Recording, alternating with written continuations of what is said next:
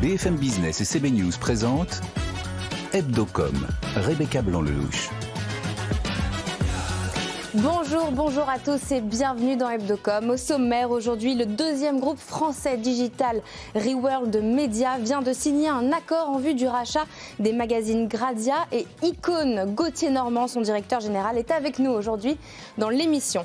Et ça y est, la pub arrive sur Netflix aujourd'hui. Le nouvel abonnement moins cher avec de la pub est maintenant disponible sur la plateforme et c'est Julien Casqui qui nous en dira plus dans son journal. Et puis, l'oiseau bleu est-il vraiment libre et pourquoi ne parle-t-on que de lui? Pour le Focuscom de la semaine, on accueillera Raphaël Grabli, rédacteur en chef de Tech & Co, et Emmanuel Torregano, rédacteur en chef d'Electron Libre. Voilà le programme. Hebdocom, c'est parti, ça commence. BFM Business, Hebdocom, l'invité média. Et comme chaque semaine, je suis accompagnée de Frédéric Roy, rédacteur en chef CB News. Bonjour Frédéric. Bonjour Rebecca. Et de notre journaliste BFM Business, Julien Casqui. Bonjour Julien. Bonjour Rebecca, bonjour à tous. Et puis nous accueillons aujourd'hui Gauthier Normand. Bonjour. Merci d'être avec nous. Vous êtes le cofondateur et le directeur général de Reworld Media.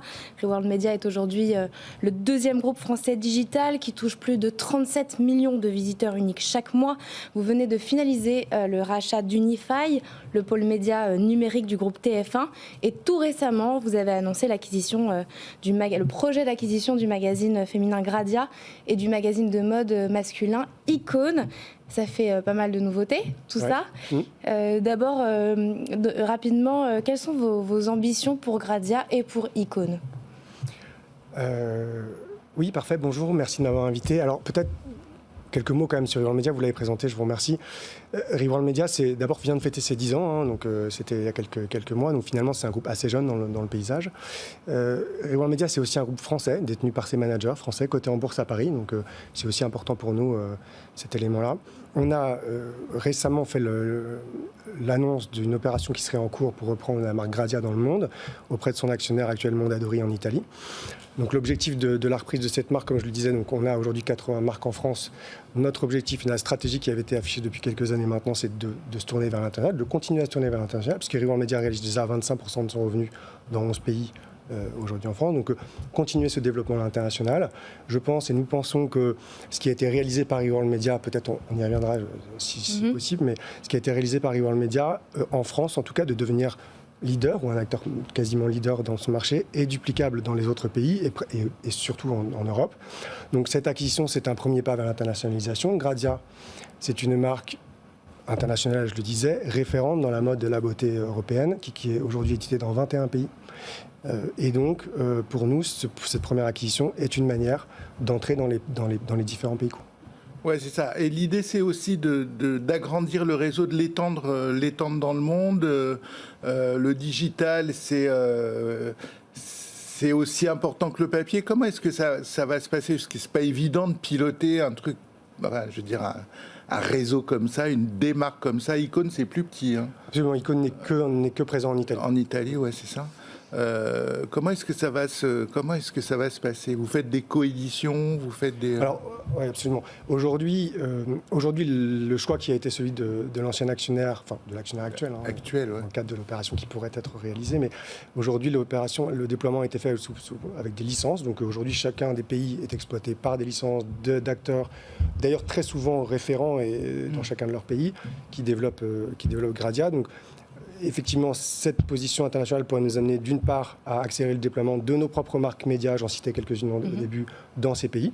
C'est l'occasion. Ça sert de... Voilà, donc évidemment, certaines de nos marques, encore une fois, j'en citais, prenons au féminin ou Marmiton, pourraient croître et accélérer à l'international grâce à ce réseau. Et Grazia, je le disais, faire bénéficier nos licenciés et peut-être d'autres pays qui seraient lancés en propre de notre expérience digitale. Justement, les marques que vous citez là font partie d'Unify, que vous avez racheté au début de l'été dernier. Qu'est-ce qui vous a intéressé chez Unify particulièrement?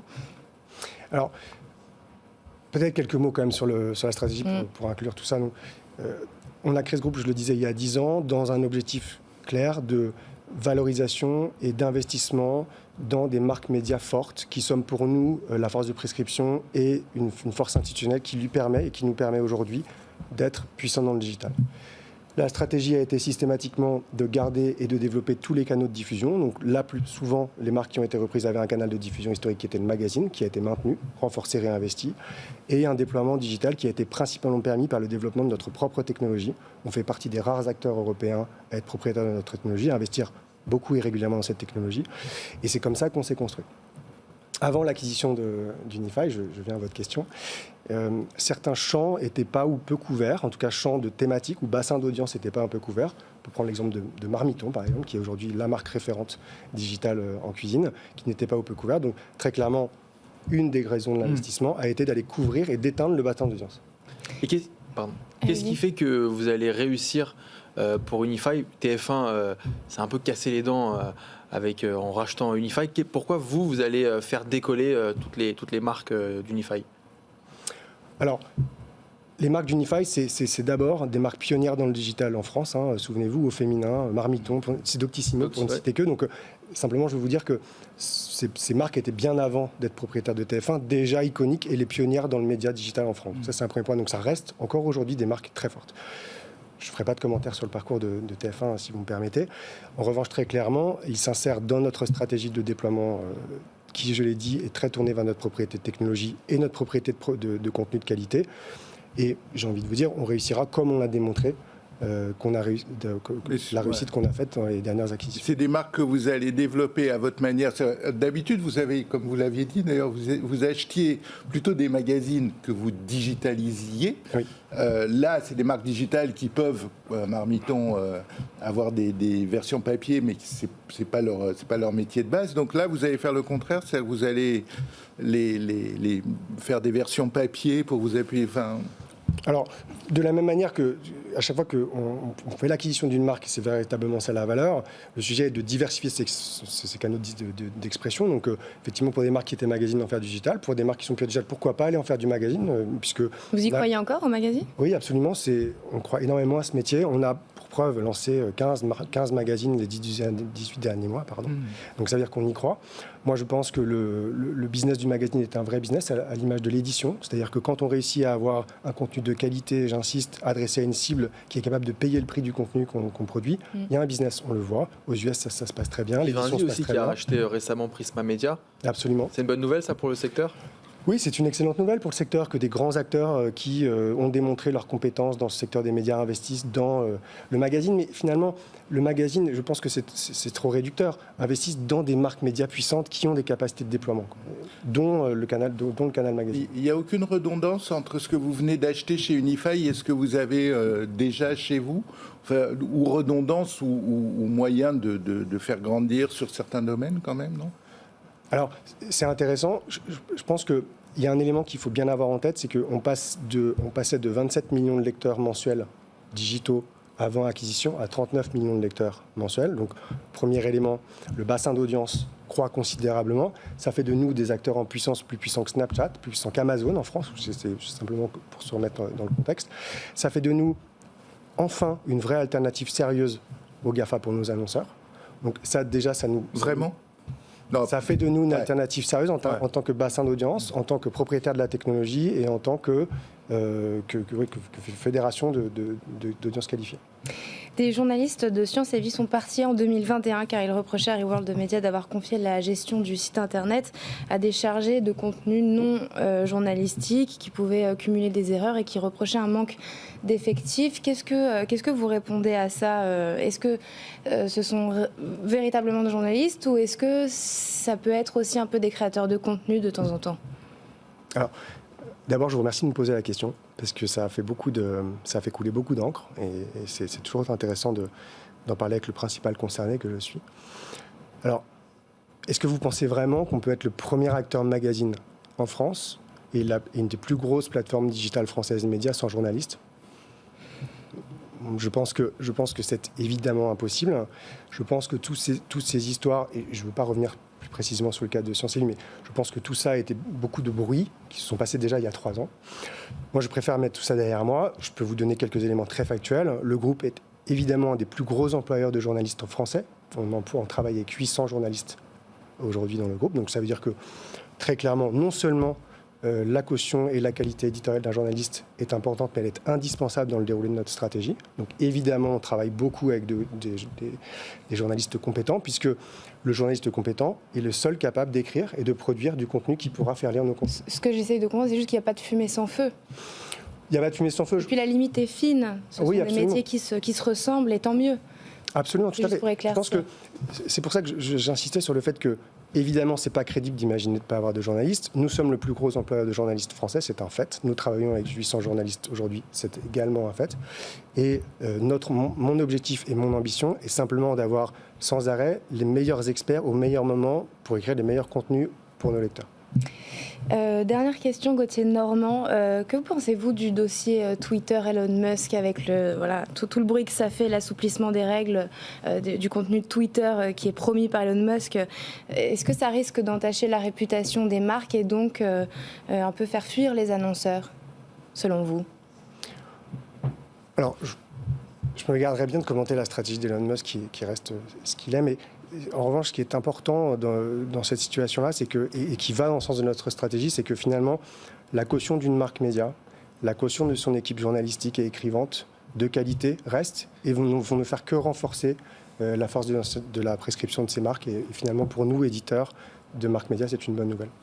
Merci beaucoup Gauthier Normand. Vous êtes cofondateur et directeur général de Reworld Media. Julien, c'est parti pour le journal. Il y a une grosse news aujourd'hui. Grosse news avec Netflix qui, la publicité sur Netflix arrive aujourd'hui et les annonceurs, Rebecca, sont déjà au rendez-vous. On vous explique tout maintenant. Et c'est parti.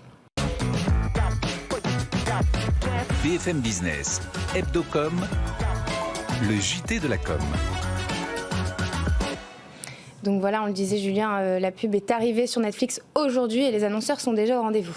Et oui, LVMH, General Motors ou encore L'Oréal, ces grandes marques ont déjà signé avec Netflix. Alors le principal sujet discuté ces dernières semaines, c'est le prix proposé aux annonceurs par Netflix. Un prix jugé bien trop élevé par le directeur général de l'Union des marques, Jean-Luc Chétry. On l'écoute. C'est vendu non pas comme un spot télé, mais c'est vendu comme du digital, à 49 € du CPM, donc à un prix très élevé. Je pense que Netflix a été très vite. Il y a probablement un peu de précipitation dans le lancement. Partout dans le monde, mes homologues ont la même situation que celle que nous avons rencontrée en France, c'est-à-dire très peu de contacts, pour ne pas dire pas de contacts. Et Netflix a annoncé qu'il n'utilisera que très partiellement les données des utilisateurs qui seront inscrits à cette nouvelle offre, ce qui pourrait refroidir les annonceurs qui viennent justement sur la plateforme pour une publicité plus ciblée. On continue avec les salles françaises de cinéma qui ont enregistré en octobre le meilleur mois de l'année, leur meilleur mois de l'année, plus de 14 millions de billets vendus. Ces ventes sont tirées par les bons scores des films français comme Simone ou encore Novembre. Elles sont toutefois inférieures, ces ventes, de 25% par rapport à la même période avant Covid.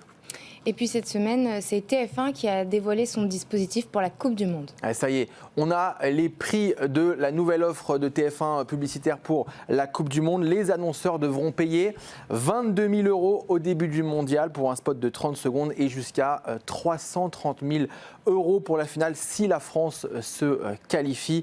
TF1 revendique déjà un carnet de commandes plein, plus qu'en 2018, à la même période pour la Coupe du Monde en Russie. Les principaux annonceurs seront Uber Eats et Winamax et le groupe TF1 mise évidemment sur les réseaux sociaux. Il déploiera tous ses contenus sur TikTok, Snapchat, Facebook et tous les réseaux sociaux.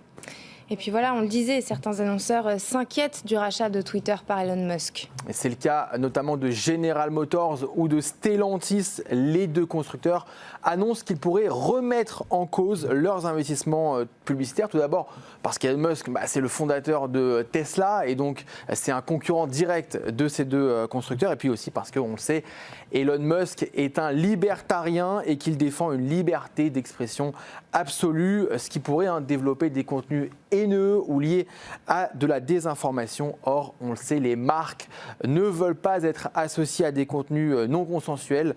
Elon Musk a tenté de rassurer les annonceurs, promettant la création d'un conseil de modération des contenus, je cite, et il a commencé à rencontrer les acteurs de la publicité pour expliquer sa future stratégie. La pub qui représente quand même 90% du chiffre d'affaires de Twitter. Merci Julien, c'est parti pour le Focus Com. BFM Business, Hebdocom, le Focuscom.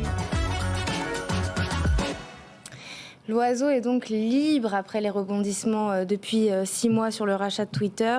Elon Musk promet aujourd'hui la liberté d'expression à partir de maintenant, tout de même soumise aux lois du pays. Et donc pour en parler, nous accueillons Raphaël Grabli, vous êtes le rédacteur en chef du site Tech & Co, et Emmanuel Torregano, rédacteur en chef d'Electron Libre. Et puis on poursuit bien sûr avec vous, Frédéric Roy, rédacteur en chef CB News. Ça fait beaucoup de rédacteurs en chef aujourd'hui. Emmanuel, qu'est-ce qui va changer réellement? En quoi l'oiseau est-il libéré? Alors, pour comprendre ça, il y a une perspective qui est assez simple. Il faut voir que depuis quelques années maintenant, les grands PDG ou les milliardaires américains, ils ont envie de réparer la société. Ils ont l'intention de trouver les solutions pour aller au-delà d'une société qui, pour eux, est bloquée. Alors, ce qu'on appelle vaguement le libertarien. Je dis vaguement parce que Musk n'a jamais vraiment non plus pris sa carte dans ce milieu-là. Et sur Twitter, il y avait un problème selon Musk qui avait été identifié par d'autres, mais également par lui, qui était en effet que, on va dire qu'il y avait une modération qui allait un peu trop dans un sens politique plutôt que dans l'autre, et aux États-Unis, c'est assez mal vu. Et à ce moment-là, on peut se dire, alors qu'est-ce qu'il va faire dedans? Alors il a commencé à proposer quelques points intéressants. Il a rehaussé le prix du forfait. Enfin, vous savez, on pouvait rentrer dans Twitter et payer, et puis vous aviez un peu moins de pub et vous aviez quelques passe-droits supplémentaires. Et là, il a augmenté un peu cette charge-là, ce qui, à mon avis, va dans le sens du fait qu'il aura plutôt tendance à vouloir supprimer la publicité. Parce que ça lui va pas, c'est le travail de la data, de la donnée, ça c'est vraiment des choses qui, à mon avis, pour ce type de personnage-là, n'est pas compatible.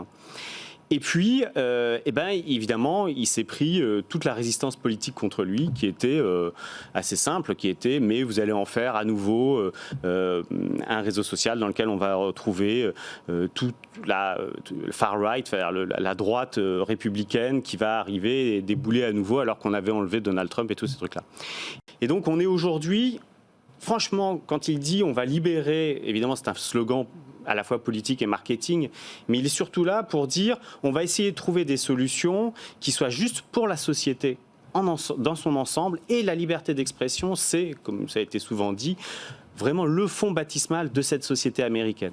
Raphaël, vous êtes d'accord? Plus ou moins. Il y a eu un éditorial. Alors sur quoi vous ne l'êtes pas? Il y a eu un éditorial dans The Verge qui était très intéressant et qui expliquait en gros Elon Musk bienvenue en enfer.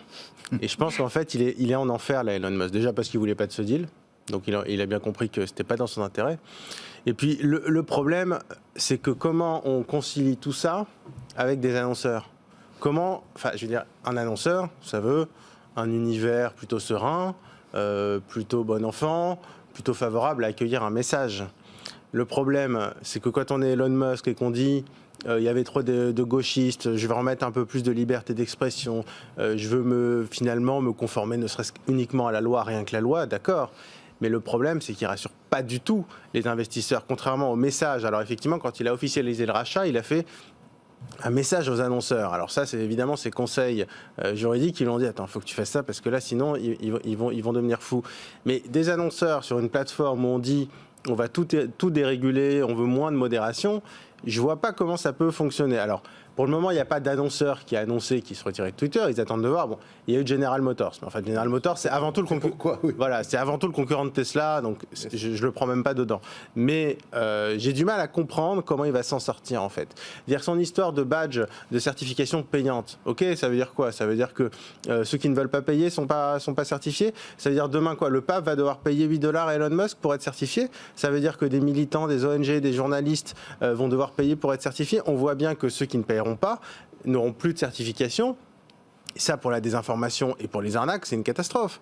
C'est-à-dire que moins vous certifiez de compte de façon objective, c'est-à-dire que vous allez vous retrouver qu'avec des gens qui veulent être certifiés pour faire les kékés, au même titre qu'on achète un NFT pour le mettre en photo de profil. Et ça, pour les annonceurs, c'est une catastrophe.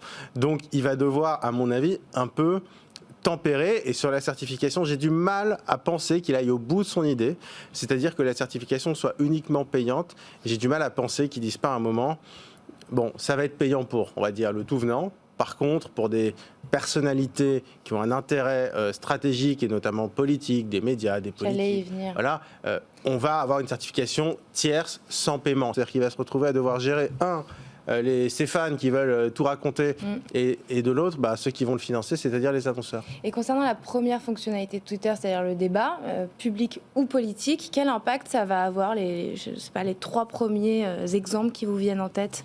Je pense que ça aura un impact assez limité, en fait. C'est-à-dire que lui... Il n'y en aura pas sur nous. Non, de toute façon, comme c'est ce qu'on disait, il doit respecter la loi. Alors, la loi en France, c'est pas la même que la loi aux États-Unis, par exemple.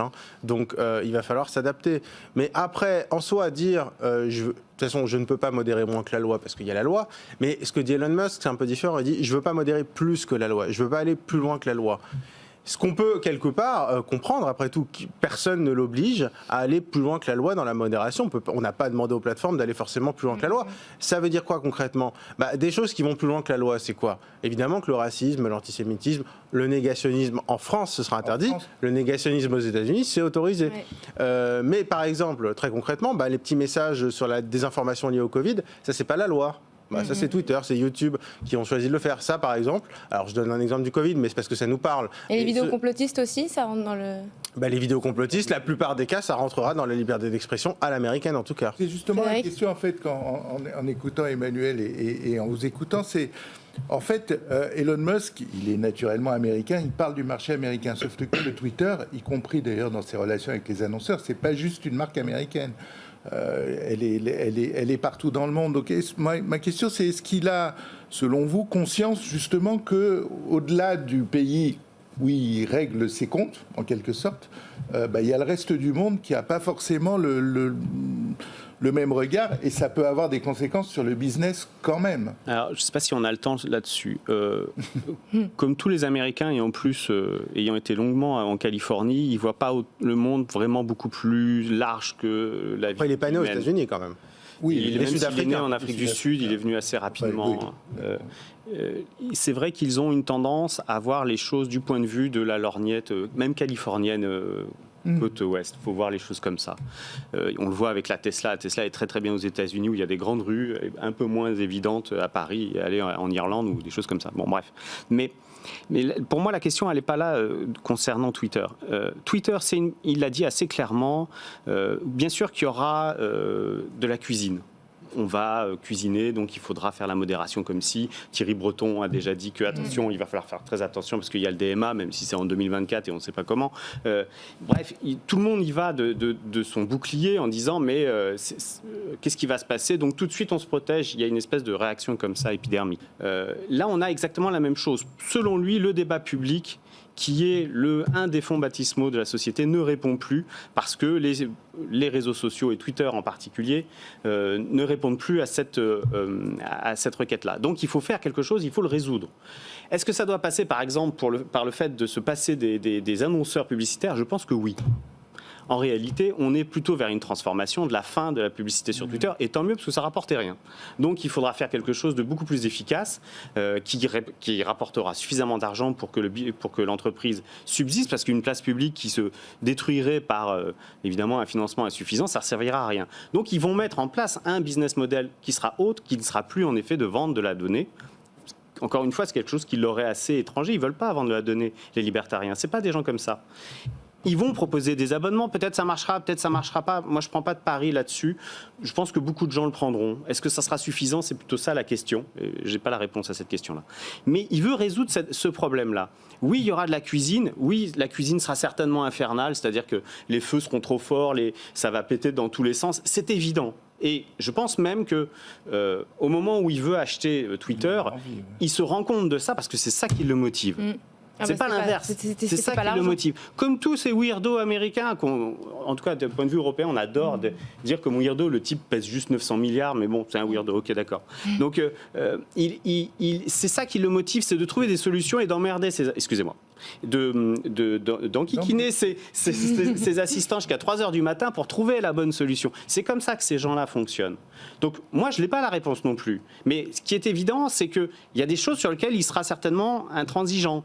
En effet, la publicité, la donnée, tout ça, ça me paraît un peu contradictoire avec ce qu'il veut faire. Le débat des opinions, qui est le véritable sens de la liberté d'expression américaine, ce qui n'a rien à voir avec l'appel au meurtre ou l'antisémitisme, encore une fois. Le débat des opinions, donc de toutes les opinions. Donc en effet, oui, les nazis ou les négationnistes, je suis d'accord. Il rentre dedans, enfin on le sait, tout le monde l'a vu. Bon, lui, il est d'accord pour avoir cette espèce d'immense marmite dans laquelle on va faire bouillir tous ces éléments-là. Et lui, il va pouvoir essayer d'être le modérateur de la femme. Merci à tous les deux d'être venus. Je suis désolée, je dois vous couper, on est trop long. Merci Raphaël Grabli, vous êtes rédacteur en chef Tech & Co, Emmanuel Torregano, rédacteur en chef Electron Libre. Et puis c'est parti pour la chronique du rédacteur en chef de CB News, Frédéric Roy. BFM Business, Hebdocom, la chronique média. Alors Frédéric, je lis dans votre lancement qu'on parle de striptease aujourd'hui. Est-ce que vous êtes sûr de vous ? Oui, Rebecca, je comprends que ça puisse vous étonner, mais en effet, je voudrais vous raconter l'histoire non pas d'un, mais de 2 striptease, j'en rajoute, voilà. Cette histoire, elle commence il y a 40 ans, mais je vais commencer par la fin. Vous avez peut-être remarqué cette semaine des affiches sur lesquelles on voit une femme en maillot de bain affirmant le 2 novembre, j'enlève le haut. La révélation s'est faite cette semaine, quelques jours plus tard, et la femme semble avoir arraché en fait le haut de l'affiche. Jeu de mots, jeu d'images, je vous laisse apprécier la finesse, mais en fait, ça cache une autre histoire autrement plus spectaculaire. Et là, vous faites votre propre teasing. Ouais, c'est exactement. C'est toujours mieux qu'un striptease, en tout cas en ce qui me concerne. Et pourtant, c'est bien de ça qu'il s'agit, car ces visuels, en fait, qui ont été réalisés par une agence qui s'appelle LGM & Co pour annoncer le changement de nom de l'afficheur Exterion qui reprend son nom historique de Giraudy. Ce changement, cette campagne, elle fait référence à une campagne, elle, vraiment historique, ça remonte à 1981 et elle a fait parler toute la France. Cette année-là, ce moment-là, une jeune femme qui s'appelle Myriam apparaît sur tous les murs de France en maillot de bain, dans la même pose qu'aujourd'hui, et annonce que quelques jours plus tard, elle enlèvera le haut, et le jour dit, en effet, elle apparaît seins nus sur des milliers de panneaux en France. Tout en annonçant qu'elle enlèverait, quelques jours plus tard, le bas. Et c'est ce qui se passe. Elle enlève le bas, sauf que évidemment c'est de dos, et la signature est Avenir, l'afficheur qui tient ses promesses. C'était la première fois qu'on arrivait en France à changer des affiches dans tout le pays, des milliers d'affiches dans tout le pays. Merci Frédéric, merci à tous de nous avoir suivis. Rendez-vous la semaine prochaine en direct, même heure, même endroit, mais aussi sur nos réseaux sociaux et puis en replay sur le site de BFM TV. Très bon week-end. Hebdocom sur BFM Business.